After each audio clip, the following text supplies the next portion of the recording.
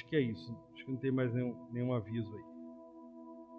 Senhor, nós te damos graça nessa manhã, pelo agir do Teu Espírito Santo, ensina essa comunidade, nos instrui na palavra, que haja revelação, que haja sinais e maravilhas no nosso meio. Nós agradecemos e nos rendemos a Ti em nome de Jesus. Amém. Amém. Irmãos, queria falar aqui um pouquinho hoje, né, sobre, já que nós estamos nesse ambiente aí do clima do retiro, né, e aqui nós estamos no esquenta do retiro, eu gostaria de falar um pouco sobre, né, Timóteo e a sua relação, né, o legado da sua família que ele recebeu e a relação de paternidade, de discipulado que ele tinha com Paulo, né, Paulo sendo o seu discipulador, né? Nós temos aí o livro de 1 Timóteo e 2 Timóteo, amém? Paulo faz aqui a introdução, vamos pegar aqui em 1 Timóteo.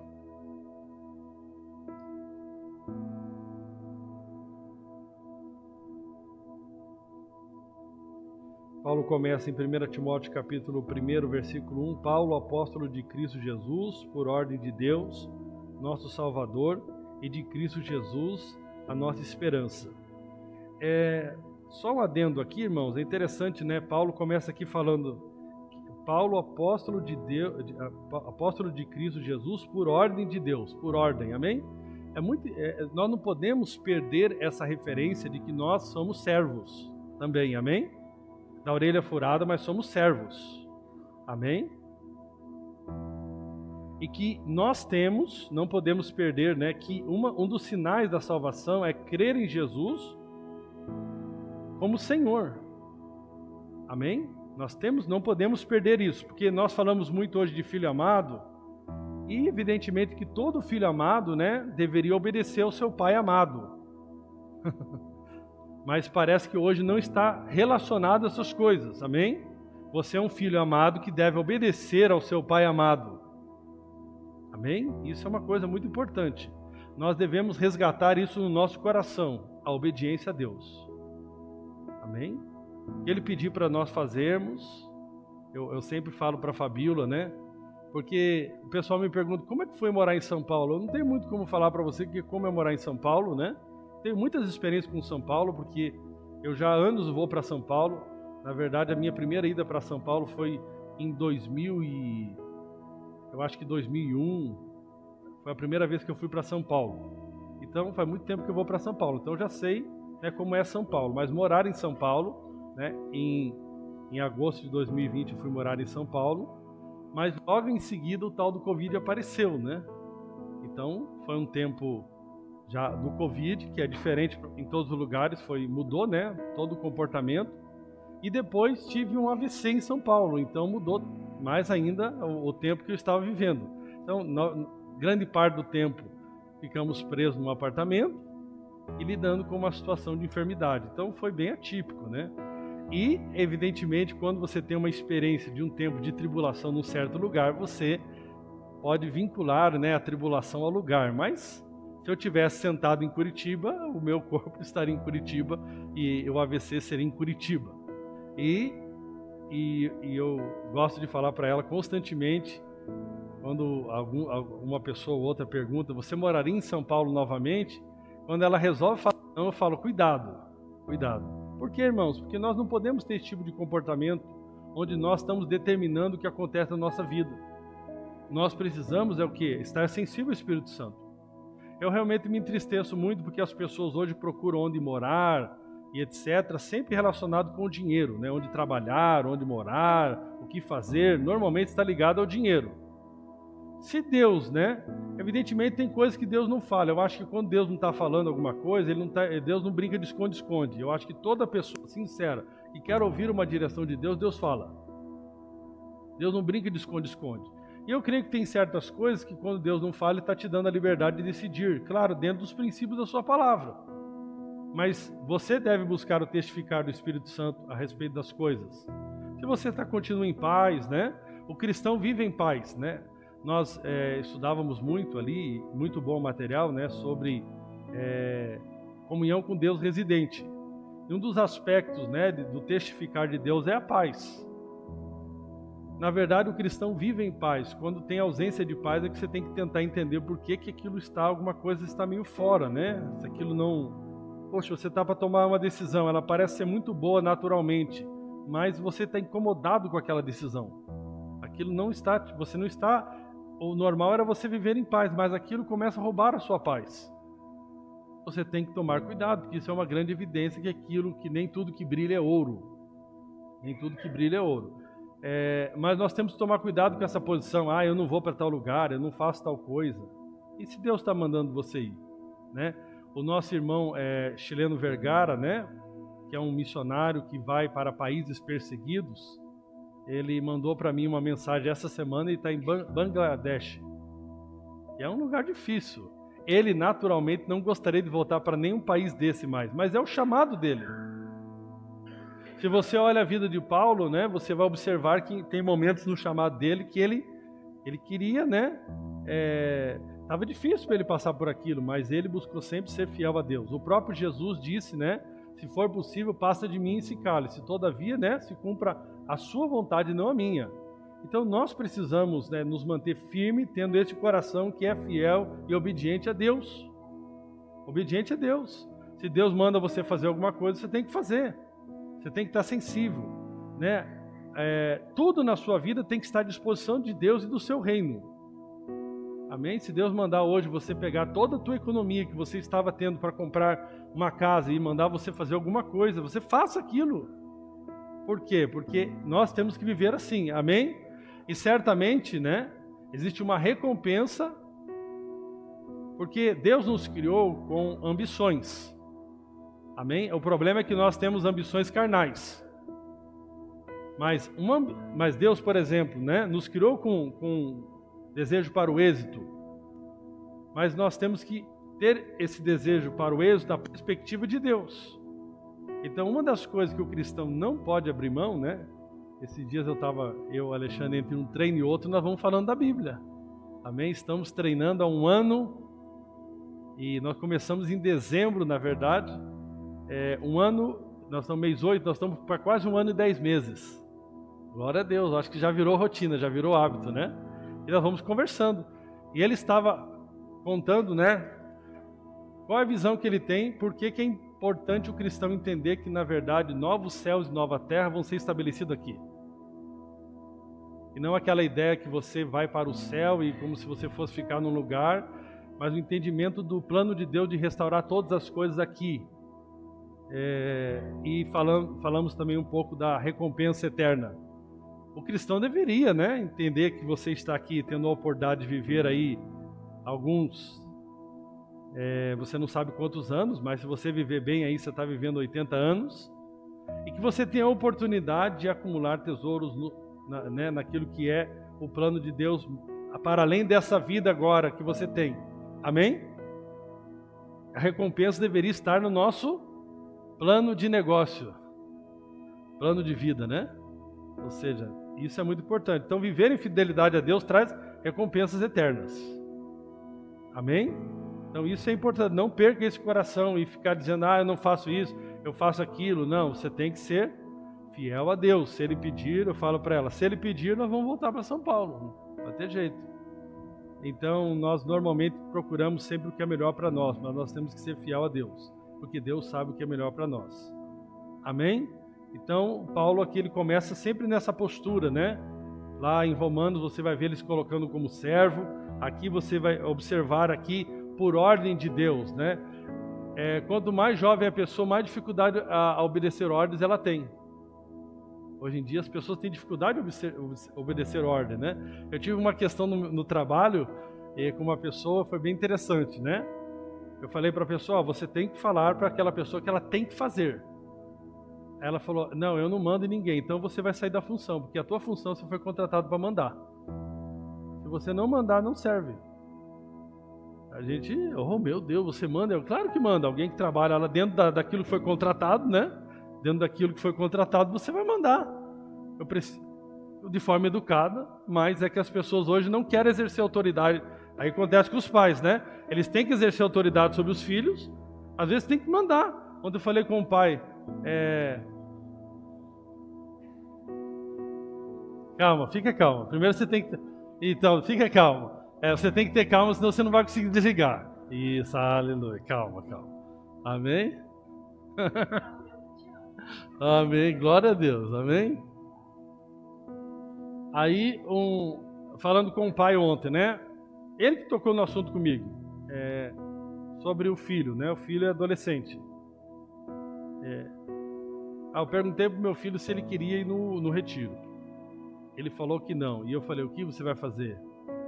Não, eu vou mandar do mesmo jeito. Eu só queria saber como estava o coração dele. Aí eu perguntei, filho, por que você não tem desejo de se envolver mais? E aí ele foi ministrando o coração do filho. Mas no final ele falou, independente de você querer ou não, nesse você vai. Por quê? Porque o papel do pai com um filho adolescente é exercer a autoridade que Deus deu. O filho não vai entender. Imagine se toda manhã você acordasse e falasse assim, filho, você quer ir para a escola? Aí você pergunta para um filho adolescente, para um juvenil, você quer ir no culto ou você gostaria de ficar jogando videogame hoje aqui, de manhã? Não faz sentido. Amém? Então tem coisas que você tem que... E as pessoas têm dificuldade, né? Tem coisas que o marido vai ter que posicionar na casa. Não, aqui não vai ser assim. Pode vir aqui todo mundo conversar, aqui vai ser assim. Tem que ter direção, amém? Um jovem, adolescente, alguém precisa de direção. De forma muito educada, é claro, né? Eu preciso que você grave tal vídeo. Lá no nosso caso era gravar um vídeo. Para que os clientes tenham acesso através da plataforma. Aí eu perguntei para a pessoa, por que esse vídeo não está gravado? Eu já pedi 2 vezes e a pessoa não grava. Eu falei, você já falou que você está colocando na agenda dela, tá o horário e ela vai gravar o vídeo? Não, eu não mando em ninguém. Eu falei, então, se você não mandar, você não pode trabalhar nessa função, que eu preciso de alguém que mande. As pessoas não gostam, né? De quem exerce autoridade. Eu sou, cara, gente boa, dando sorriso, mas eu falo, você tem que fazer tal coisa, porque eu tenho essa posição. Amém? Então, nós precisamos ter um coração relacionado a Deus que está disposto a obedecer. Obedecer. E isso é muito importante. Os cristãos estão perdendo esse coração. Tiago lá, né, quando nós lemos, Tiago, essas últimas semanas, do capítulo 1, ele fala ali de acolher a palavra de Deus com humildade. Irmãos, tem texto que exige interpretação, tem texto que está na cara. Está na cara. Não tem que ter muita teologia para entender o texto que está escrito ali na cara. E nós temos que o quê? Obedecer. No reino de Deus não tem opção para nós não servirmos, para nós não amarmos, para nós não nos doarmos. Não tem opção. Se você realmente é um servo de Deus. Então nós temos que ter esse coração obediente, amém? E aqui Paulo era alguém que tinha um coração obediente. Aí ele fala, a Timóteo, meu verdadeiro filho na fé. Amém? Misericórdia e paz da parte de Deus, Pai e de Cristo Jesus, o nosso Senhor. Eu não vou ler aqui todo o texto, depois acho que seria até uma boa didática para depois do retiro para os jovens. Amém? Tem muitos conselhos. Mas vamos lá. Quem era Timóteo? Timóteo era um jovem, né? Um jovem. Você vai perceber aqui na forma que Paulo falava com ele. Ele teve uma influência que muitos aqui não tiveram, influência na fé da sua mãe e da sua avó, que eram mulheres de Deus. E ele também recebeu, então, uma influência espiritual, tendo Paulo como seu pai na fé. Paulo considerava ele como filho na fé, né? E é importante nós termos essa conexão, né? E essa relação de Paulo e Timóteo, né, nos ensina, né, como é importante essa relação de jovens e adultos para o crescimento espiritual. Um ponto aqui importante que eu quero começar aqui enfatizando, Paulo acreditava no potencial de Timóteo, mesmo ele ainda sendo jovem. Esse é o primeiro ensino que nós precisamos ter, né? Normalmente se vê o jovem de forma muito rasa hoje. Qual é o potencial de um jovem no reino de Deus? Qual é o potencial de um jovem no mercado de trabalho? Alguns jovens já acreditam que tem um grande potencial, que podem avançar no mercado de trabalho. Você pode fazer a diferença no mercado de trabalho, né? Muitas vezes você vem, não tem um legado, vamos dizer aqui, como Timóteo tem. Aqui no ponto de vista espiritual, Timóteo teve um bom legado, uma boa base na sua própria casa. É muito bom que todos pudessem ter uma boa base na sua própria casa, tanto espiritual quanto natural, nos aspectos da vida.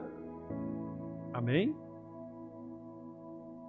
Mas é importante que você entender que mesmo você não tendo uma base na sua casa, no aspecto do ensino, do exemplo, você pode fazer a diferença, porque agora você teve um encontro com Jesus, e agora em Jesus e na comunidade de Cristo, você pode encontrar referências.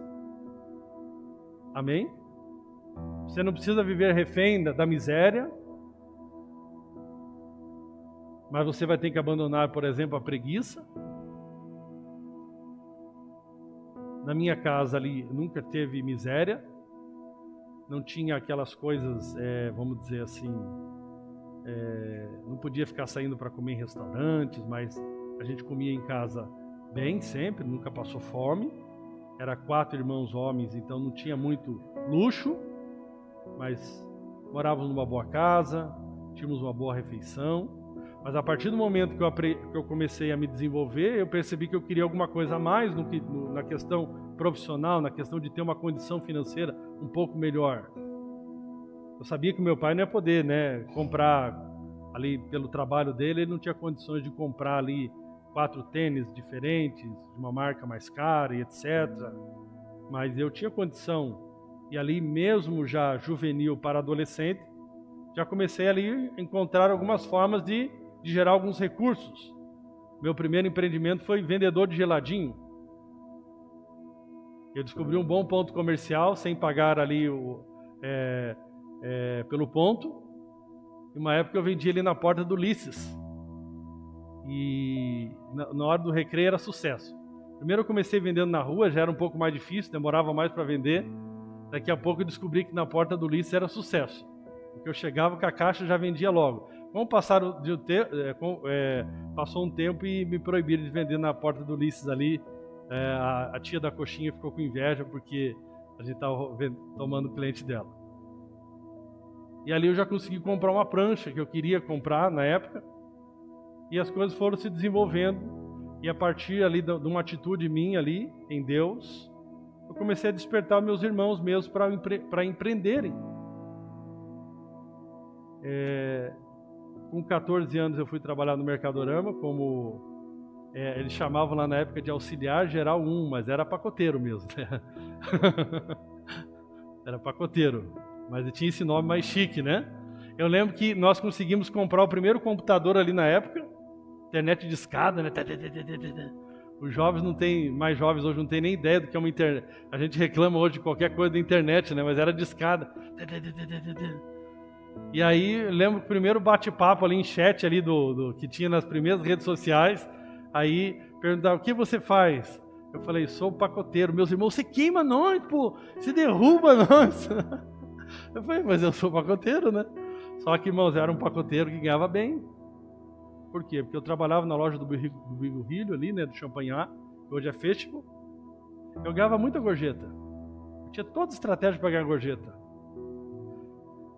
Eu já sabia até os clientes que não davam gorjeta, eu nem queria atender eles. Eu chamava de pescoço, cliente pescoço. Só que é o seguinte, né, eu tinha toda a estratégia. Por exemplo, quando o cliente eu via que ele estava mexendo na bolsa ali para me dar o recurso, e ainda eu já tinha terminado de colocar as compras, eu ficava lá mais um tempo. Tá rindo, né, Maria?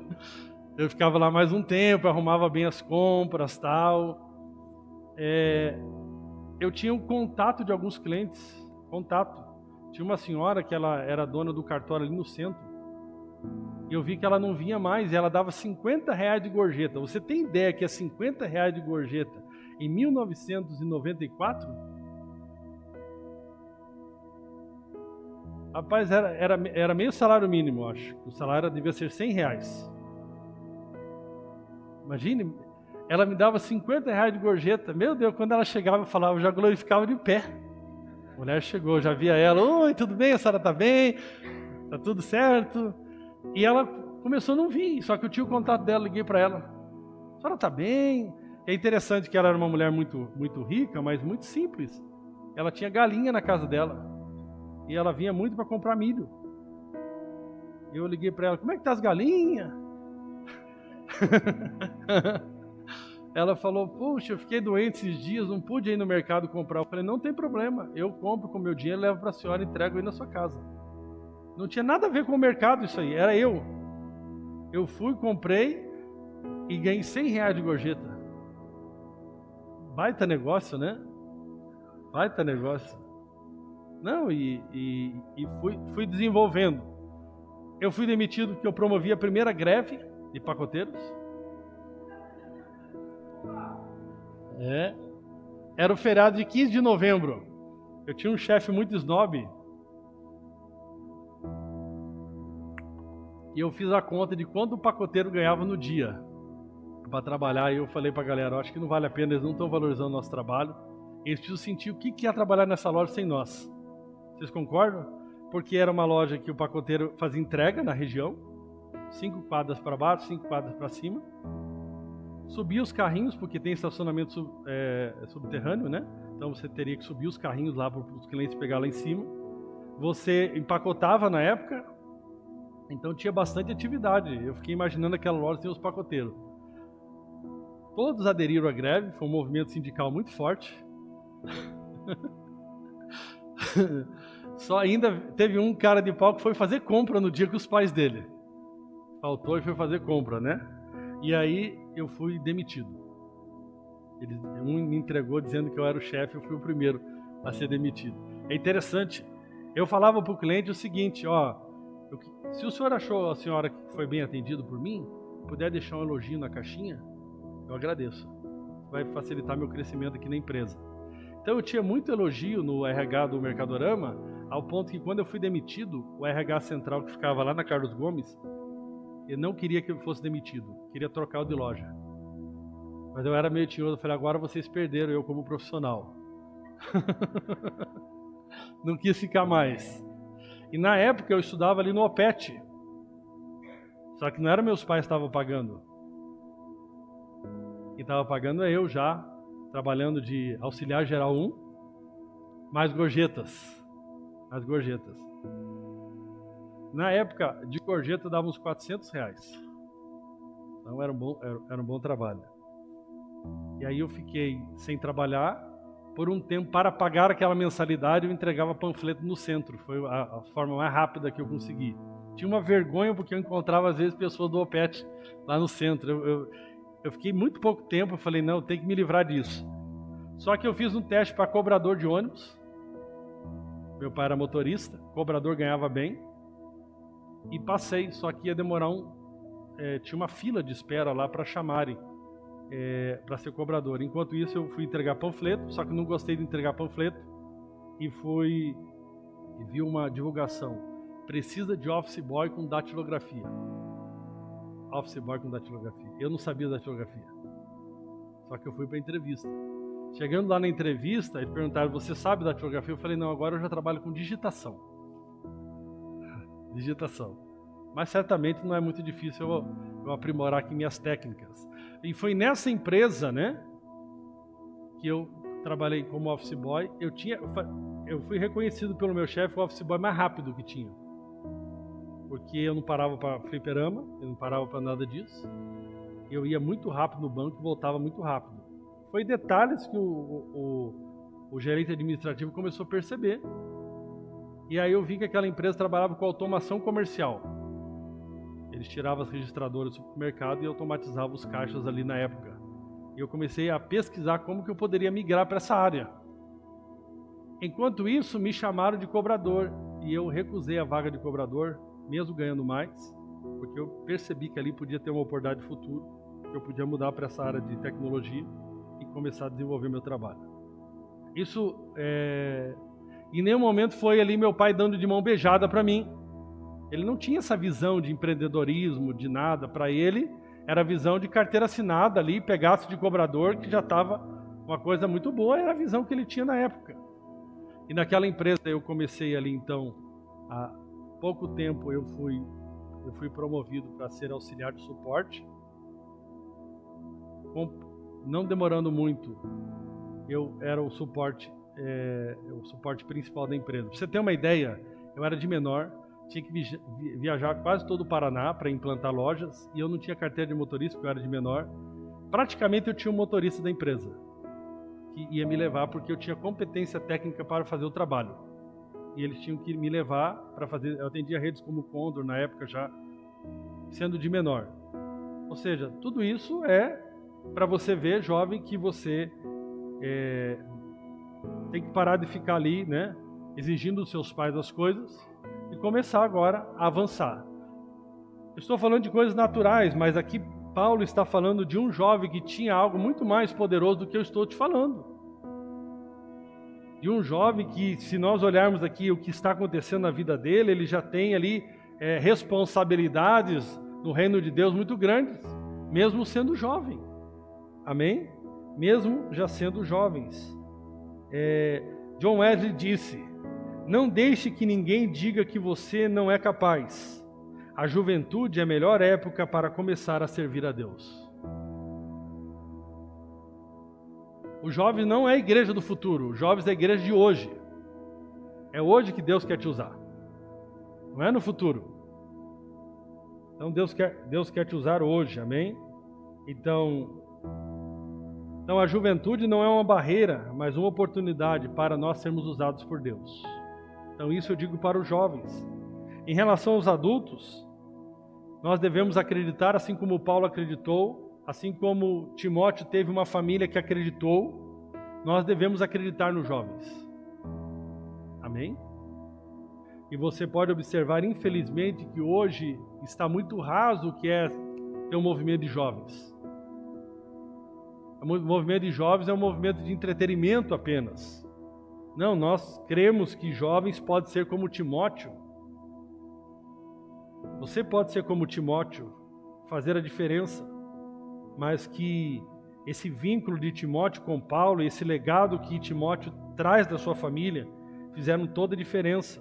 Então nós devemos, como adultos, acreditar e investir nos jovens. Como Paulo fez com Timóteo, precisamos ver e apoiar o potencial que eles têm. Em nome de Jesus. Amém? Você pode em Deus. Nós podemos observar que Paulo usava várias palavras de encorajamento com Timóteo, né? Que de forma carinhosa Paulo tinha uma relação com Timóteo. 1 Timóteo 1:2, Timóteo, meu verdadeiro filho na fé. Então Paulo via Timóteo como seu verdadeiro filho na fé. É uma coisa profunda, irmãos, essa relação, né? Graça, misericórdia e paz da parte de Deus Pai, de Cristo Jesus, o nosso Senhor. Aqui em 2 Timóteo 1:4, você pode procurar várias vezes que Paulo vai elogiar que Timóteo não tem uma fé fingida. Paulo também reforçava as características boas na vida de Timóteo, além de dar conselhos para que ele permanecesse. Paulo fazia questão de reforçar as características positivas que tinham na vida de Timóteo. Em 2 Timóteo 1:4 diz: lembro-me das suas lágrimas e desejo muito vê-lo, para que a minha alegria seja completa. Recordo-me da sua fé não fingida, que primeiro habitou na sua avó Loide e em sua mãe Eunice. Estou convencido de que também habita em você. Coisa poderosa, amém? Que era a fé, testemunho, o que esse jovem carregava em Cristo. E é isso que nós cremos, que cada jovem aqui tem esse potencial, né? Muitas pessoas acreditam que jovens não têm potencial para aprender certos assuntos da palavra, serem profundos na palavra, avançarem profissionalmente, mas a Irene quer que essa Bíblia, não quer que eu pregue, Irene, fala, eu pego o microfone e solto essa Bíblia aqui, poderosa. Amém. Está apertando ali, fique em paz, Irene. Amém? Você está entendendo aqui? Então, esse vínculo jovem teu com alguém, né? Começando na sua própria casa, se você tiver esse privilégio, e avançando para a relação na vida da igreja, são fundamentais para que, assim como Timóteo, você possa fazer a diferença nos seus dias. Amém? Aos adultos, nós temos grande responsabilidade para que isso aconteça. Nós podemos observar aqui na relação de Timóteo com Paulo e aqui com a sua família, uma grande cooperação entre gerações. Nós podemos ver um legado familiar e um discipulado ativo de Paulo, né? Então Timóteo teve o privilégio de trazer um legado familiar e também teve o privilégio de ter alguém como Paulo ali para ser seu pai espiritual. Em 2 Timóteo 1,5, Paulo então destaca a fé sincera de Timóteo, que foi transmitida ali pelos seus familiares. Agora, isso aqui é algo muito importante. Faço uma pergunta para os jovens aqui nessa manhã. Timóteo, é claro que ele apreciava aquilo que ele recebeu na sua casa. Eu quero perguntar para você, aquilo que ele recebeu de Paulo, né? Jovens, vocês apreciam o exemplo e os ensinamentos de Deus através dos seus pais, dos seus familiares, dos mentores espirituais que Deus tem dado? Porque o problema de muitos jovens hoje é que eles não escutam. Eles acham que sabem tudo. Evidentemente que não significa que você não vai ter um up em relação àqueles que vieram antes de você. Mas você tem que entender que você não parte do zero, você parte a partir de algo. É a partir desse algo, que é esse legado que Deus está te dando. Seja na sua casa, seja através dos mentores espirituais, que você vai adiante. Mas tem pessoas que não valorizam, tem jovens que não valorizam. E aqui o jovem, né, não é só o jovem de idade, mas é o jovem na fé. Então você está começando no ministério. Eu já poderia dizer, né, porque agora em 2026, vou completar 20 anos, eu fui ordenado a pastor. Então eu já posso falar muita coisa que eu fiz que eu não faria mais. E muita coisa que eu deixei de fazer que eu preciso voltar a fazer. Então já existe uma história aqui. Você converte, você começa a caminhar conosco, mas você precisa ter esse coração que Timóteo tinha com Paulo, de ser um verdadeiro filho na fé. Você vê, por que Paulo usa a palavra verdadeiro filho? É porque tinha filhos que não eram verdadeiros. E o verdadeiro filho, ele ouve, está pronto a aprender. Amém? Isso é muito importante. Então, aos jovens, precisam ter um coração ensinável. Agora, aos adultos, precisam ter disposição de passar o legado. Amém? A Bíblia era muito forte essa conexão entre os adultos e os jovens. A Bíblia dá conselhos, né, para as mulheres mais velhas, para instruir as mulheres mais novas. Evidentemente que nós podemos aprender aqui também com Paulo, né? Se você olhar o contexto quando ele fala com Timóteo, você vai ver que Paulo, ele era o modelo daquilo que estava ensinando para Timóteo. Então os adultos, os irmãos mais velhos na fé, os pais naturais e espirituais, devem buscar viver em fidelidade a Deus para que seja um exemplo para os filhos, para os jovens.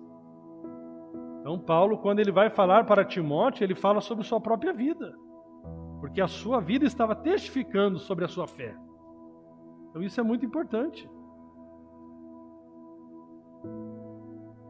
Por que muito crente é gordo, irmãos? Porque tem uma cultura, começa pelos pastores, de um mau cuidado com o corpo.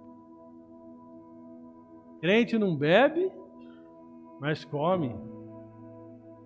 E agora tem crente que bebe e come, aí fica ruim, irmão. Escolhe um pelo menos. É ou não é? Evidentemente. Por que tem uma cultura ruim de alimentação? Porque normalmente na própria casa, na própria família, os pais não têm um bom exemplo na alimentação. Isso vai transmitindo. Então nós precisamos entender que a nossa resposta a Deus, como pais, como irmãos mais velhos, como discipuladores, vai produzir um grande impacto positivo ou negativo na vida das pessoas que estão à nossa volta.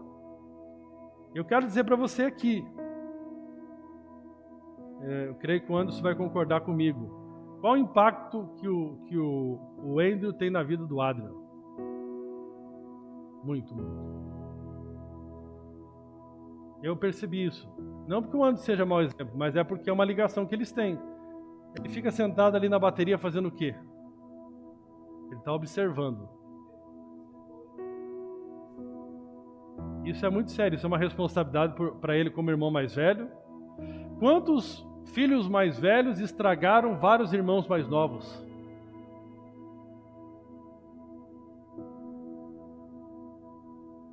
Inclusive, a forma como o pai lidou com o mais velho, muitas vezes conivente com aquilo que o mais velho fazia, estragou todos os mais novos. Aí foi criando uma cadeia, você vai observando que vai estragando todo mundo. Feliz é aquele que tem um irmão mais velho como Jesus, o nosso irmão mais velho. Mas tem um irmão mais velho na família que se torna referência para os mais jovens. Muitos irmãos mais velhos, eles assumem até o papel de paternidade, porque os próprios pais muitas vezes abandonaram, o pai abandonou e tem ali o irmão mais velho como referência. Então nós, de alguma maneira, você está influenciando alguém. Você pode ser aqui, né, 1 ano de convertido, mas para o que converteu agora, você é o irmão mais velho dele, você é a pessoa de referência. Isso é muito importante. Amém? Nós sabemos que a nossa resposta tem o poder de impactar negativamente ou positivamente as pessoas. E Paulo ali pode ser um irmão, pode ser um pai para Timóteo que impactou positivamente, não estragando o legado que ele já carregava da sua própria família. Isso é algo muito importante.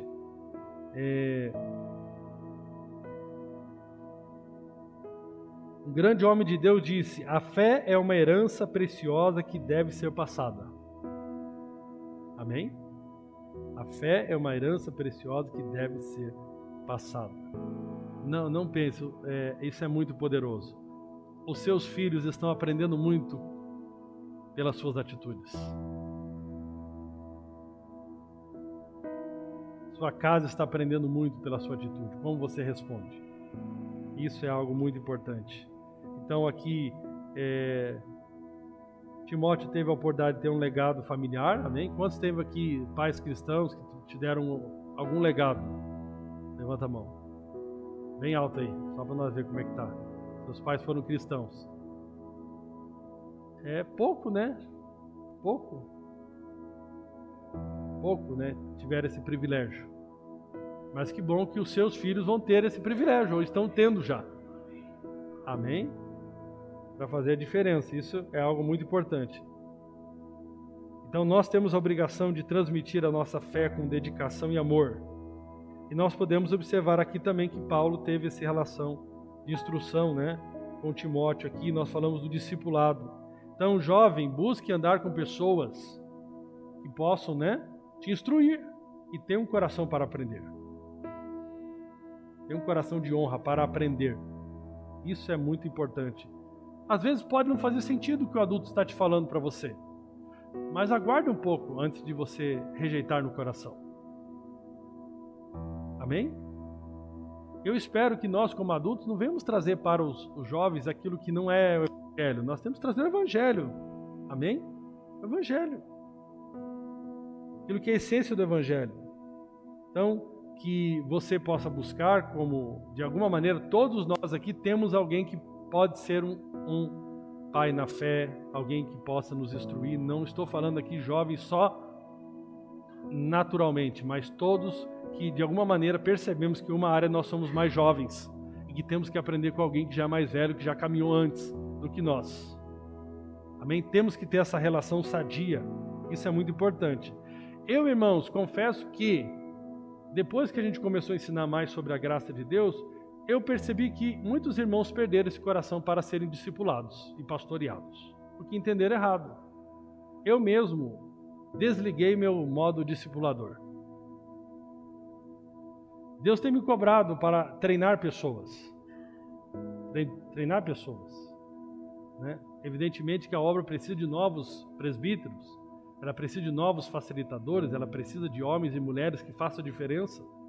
E certamente nós temos alguma coisa para passar.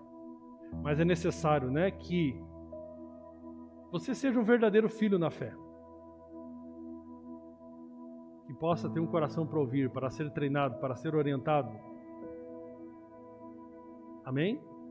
Quando o Renan foi ministrar a primeira vez aqui, ele me procurou para pegar orientações sobre o esboço, sobre tudo. Isso é algo muito valioso.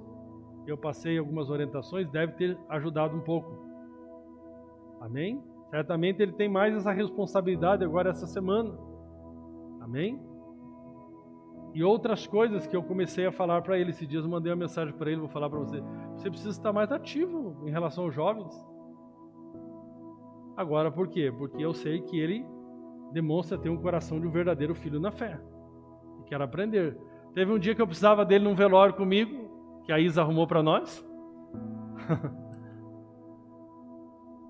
E eu falei para ele, vamos no velório? Ele falou, puxa, eu acho que não posso, não sei o que, mais ou menos assim. Eu falei, vou pedir pro morto esperar então.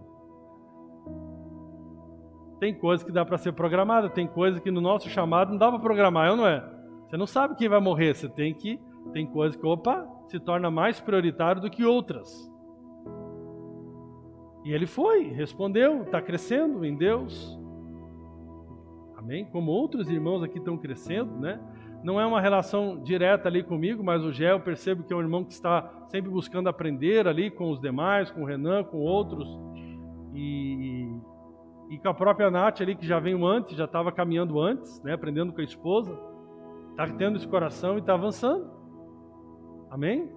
Isso é muito importante, né? Ter essa disposição. Graças a Deus, na minha casa, a minha esposa me ouve muito bem. E eu teve momentos, né, que eu fui instrumento de Deus para fazer ela mudar de nível. Eu lembro que nós organizamos um encontro de mulheres e ela, meu Deus, o que vai ser agora? Você vai lá, vai pregar as palavras, não sei o que. Eu falei, não vou pregar. Não vou pregar. Agora é a tua hora. A guiazinha vai ter que voar. Irmão, não é muito fácil não. Eu lembro que aquela semana eu acho que eu tenho certeza que eu estava pior do que ela. Eu falei, meu Deus do céu, estava sofrendo dela. Puxa senhora, ela vai para esse encontro, ela tem que fazer essa administração. Eu falei, mas ela tem que crescer. Você já teve que fazer assim com o seu filho? Puxa, você queria resolver o problema por ele, mas você sabia que ele tinha que crescer. E você teve que deixar. Para que ele pudesse crescer. Mas se ela não tem um coração, por exemplo, de entender ali que eu estava sendo instrumento de Deus para ela mudar de nível, ela batesse o pé e falar, eu não vou, eu não faço e pronto. Mas por ela ouvir, ela cresceu, avançou, respondeu. Isso é muito importante, irmãos. Amém? É interessante você ter alguém também nessa relação de discipulado que possa te frear. Eu já vi muito divórcio acontecer, e falam muito, é muito mesmo. Quando o marido começa a matar a igreja no coração da esposa, a esposa fala para ele, eu vou falar com o pastor. Pode falar. Você acha que eu tenho medo de pastor? Aqui eu sou macho alfa, ômega. Ou seja, ele está emitindo um sinal para a esposa, né? Que não tem ninguém que possa falar na vida dele. E que também ela não deveria ter ninguém para falar na vida dela. E eu lembro que chegou depois de a coisa ficar ruim no casamento, o irmão vinha me procurar e falar, pastor, fala com a minha esposa. Eu falei, não tenho mais como falar com a sua esposa porque ela não me ouve, porque você matou a vida do pastor no coração da sua esposa. Queira ou não queira, meu papai, mamãe, a forma como você lida com os seus pais, você está mostrando para os seus filhos como é que eles devem lidar com você. Não estou dizendo que você tem que ser infantilizado e que às vezes você não vai ter que posicionar com seus pais, porque você cresceu, avançou e seus pais querem ainda, né, ter o controle sobre áreas que não convém mais. Mas até a forma de nós lidarmos com os nossos pais, até no momento que você acha que eles estão errados, deve ser com muito respeito, para que você... Isso é bom para você, porque você está passando esse princípio para o seu filho. Senão ele aprende, é assim que você lida com a vovó, é assim que eu vou lidar com você. Você está ensinando. Você está ensinando. E com muita tristeza, eu tenho certeza que se alguns homens tivessem tido um coração diferente, eu e outros irmãos poderiam ter ajudado a salvar alguns casamentos. Mas não pudemos mais ajudar alguns casamentos por causa da atitude de alguns homens. E não tem ninguém como pai espiritual, não tem ninguém para falar na vida, não tem ninguém que eles ouçam. Isso é algo muito ruim. Isso é algo muito ruim. Irmão, nós podemos observar aqui, né? Eu vou citar aqui por causa do horário. Paulo aqui deixa conselhos preciosos para Timóteo. Amém? E é interessante como Timóteo buscava seguir com fidelidade aquilo que Paulo orientava, né? E aí que eu vejo a grandeza, né? Como esse irmão foi usado por Deus, Timóteo, como ele fazia grandes coisas em Deus, mesmo sendo jovem, né? Nós podemos aqui ver todo 1 Timóteo, 2 Timóteo, mas aqui eu peguei algumas características no capítulo 4 de 1 Timóteo. Paulo fala, esteja alerta à apostasia. Você vê que Paulo está falando de coisas profundas. Ou seja, orientando ele como já um líder. Amém? Já um líder. A estar alerta às apostasias. Isso é interessante, né? Ontem eu estava falando com um pastor amigo, numa igreja em outro estado, eles estão tendo problema porque tem um grupo de jovens ensinando sobre o cessacionismo. Ou seja, que os dons do Espírito Santo cessaram. Isso é algo muito sério. É interessante, irmãos, como esse jovem era tão profundo em Deus que ele tinha capacidade aqui de lidar com aqueles que estavam se desviando da fé. O tamanho era profundo. Então, que bom que seja que nessa igreja tem esse grupo de jovens que está ensinando essa besteira, como se os dons, os milagres cessaram, que tem outros jovens mais profundos e cheios do Espírito Santo para calar esses falsos ensinos. E aqui não está falando de gente mais velha, não está falando de um jovem que já tinha a capacidade de lidar com a apostasia da fé. Aqui Paulo fala para ele, rejeite fábulas profanas e fala para que ele se exercite na piedade. Ou seja, falando para ele, rejeita essas fábulas profanas e se exercita na piedade. Esse versículo aqui, eu fico, olha que coisa interessante ele falando para um jovem, rejeita porém as fábulas profanas e velhas, exercite-se na piedade, amém? Na vida piedosa a Deus. Fala da vida de oração, fala da vida consagrada, da vida, né, de uma pureza, de uma entrega a Deus completa, exercita-te nisso. O exercício físico é de pouco proveito. 1 ano e 8 meses, Alexandre, é de pouco proveito. E é mesmo. Você pode cuidar do corpo, cuidar, e de repente vem uma doença, você não tem muito proveito, porque isso é passageiro. Mas aqui o que ele fala, que o exercício, a piedade, porém, para tudo é proveitosa.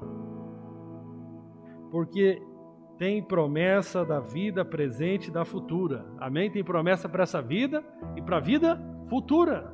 Uma vida de piedade. Então Paulo está dizendo para ele, não perca tempo com fábulas, com essas coisas, exercita-te na piedade. Ele não está dizendo que não deveria cuidar do corpo, mas ele está dizendo que cuidar do corpo perto do exercício da piedade é pouca coisa. Orientações profundas para esse jovem. Olha que coisa poderosa, seja um exemplo para os fiéis. Islane seja um exemplo para os fiéis. A Islane começou a namorar, né, Islane? Esses dias eu chamei ela aí. Falei que ela tem responsabilidade de ser exemplo. Espero que ela tenha me escutado. Falei para ela, acho que não convém você andar sozinho com seu namorado no carro. Que não é um bom exemplo. Afinal de contas, nós gostamos da coisa. Amém? Aleluia? Então, temos que vigiar. Diga vigiar. Eu vou provar aqui isso na Bíblia. Ninguém o despreze pelo fato de você ser jovem. Paulo também fala que ninguém deve te desprezar pelo fato de você ser jovem. Amém? Então está dizendo, você mesmo sendo jovem pode ser usado por Deus. Mas seja um exemplo para os fiéis na palavra. Amém? Na palavra. Fala, tem algum jovem aí? Como é que está aí a leitura da palavra, o estudo da palavra? Pergunta aí. Irmãos, por exemplo, nós estamos perdendo. Nós estamos perdendo. Preste bem atenção nisso. Nós estamos perdendo os estudos que o Alexandre poderia dar. Sabe por quê? Porque a maioria dos crentes é preguiçoso.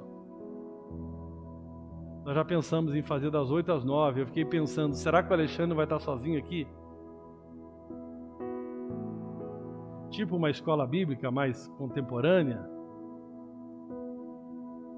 O que nós poderíamos fazer? Na terça-feira, no sábado à tarde, mas tem que ter jovens como Timóteo. E os adultos, então, nem se fala, né? Se você quer ser, se Timóteo tem que ser exemplo, nós temos que ser muito mais exemplo. Mas seja um exemplo para os fiéis na palavra, no procedimento, diga no procedimento. Amém? Na palavra e no procedimento. Combinando, né? A fé e as obras. No amor, na fé e na pureza, irmão. Diga pureza. Pureza, irmão. Sabe o que é pureza, irmãos? É algo assim. Existe água que você pode beber, mas existe água que é pura.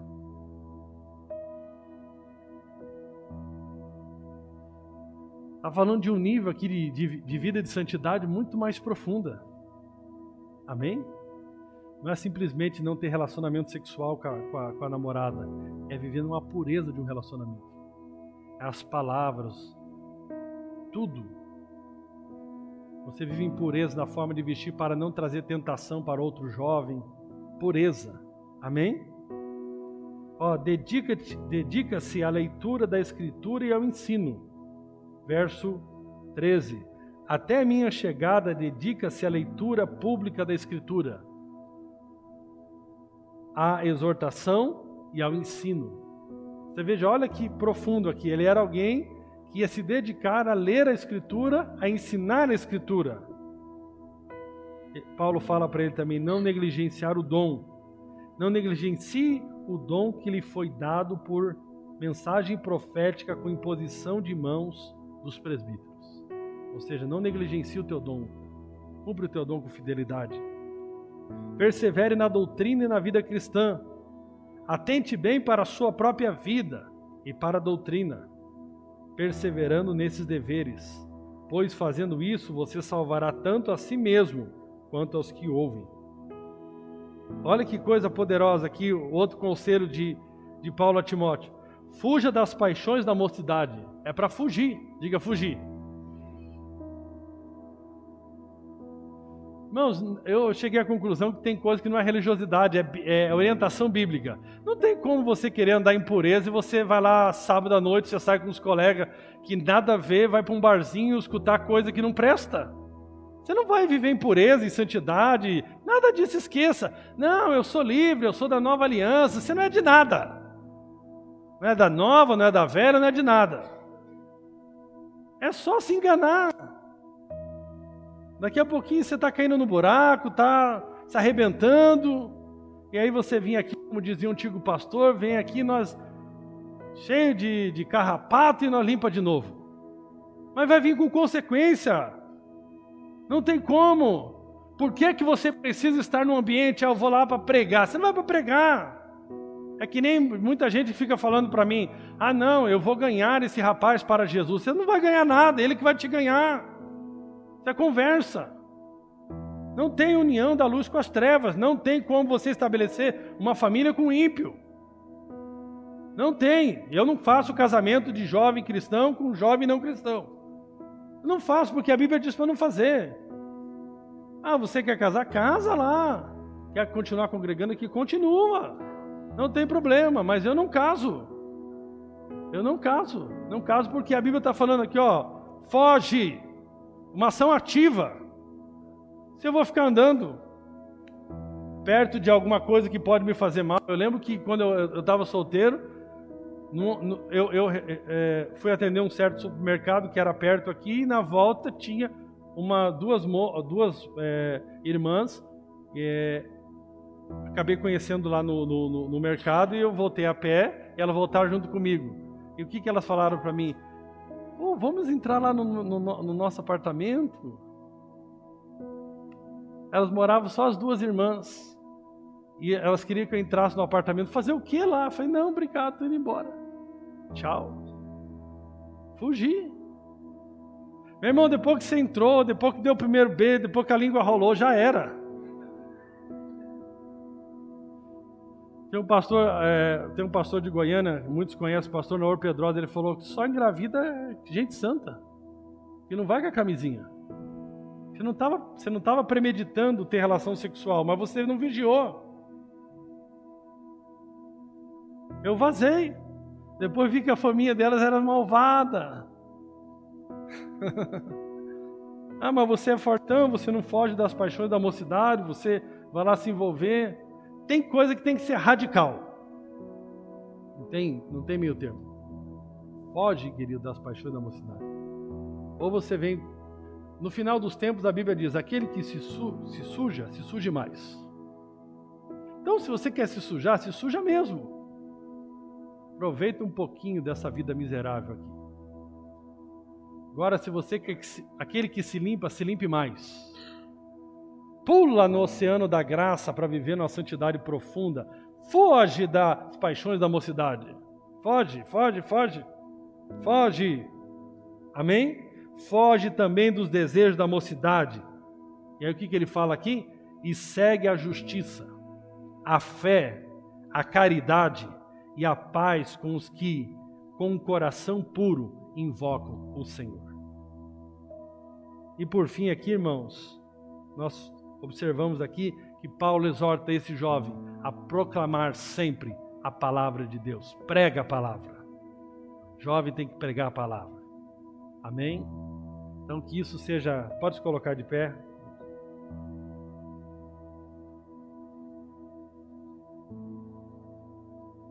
Apostasia é abandonar a fé. Amém? Por exemplo, eu conheci pessoas que proclamavam a sua fé em Jesus, depois simplesmente falaram, eu não creio mais em Jesus. Não creio em Jesus.